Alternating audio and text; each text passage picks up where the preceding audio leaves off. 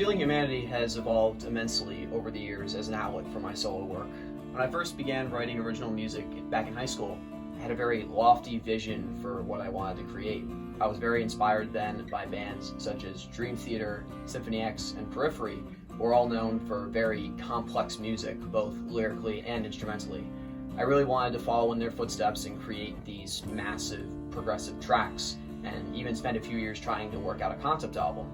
However, because of these aspirations, I was held back for a pretty long time because I didn't think a lot of the stuff I was writing at the time conformed to this idea I had for what I wanted to write.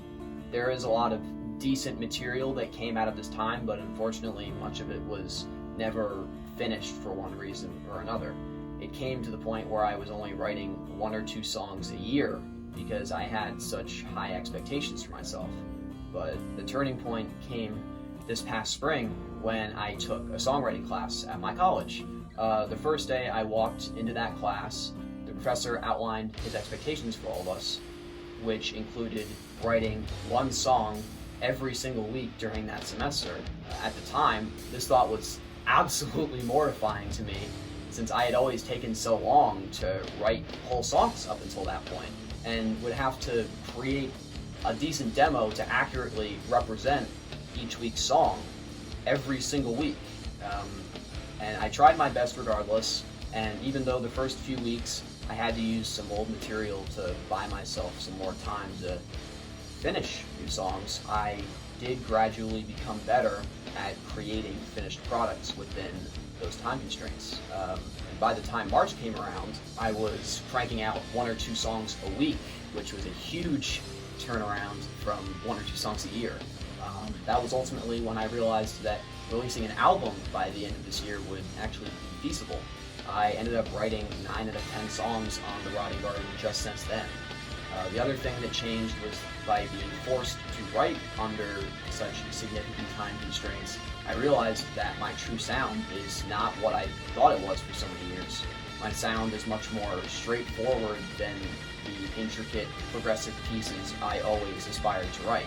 It's more just about writing good songs with killer riffs that wouldn't be so overwhelming to anyone without a trained ear, and relatable, personal messages in the lyrics instead of these big sci-fi operas that aren't necessarily meaningful on a personal or emotional level. I also realized that fewer notes could actually be more, and while I've grown as a solo writer, now being able to finish songs with much more ease on my own, I've also found that collaborating with others can lead to some very unique ideas that I would never be able to come up with or execute on my own.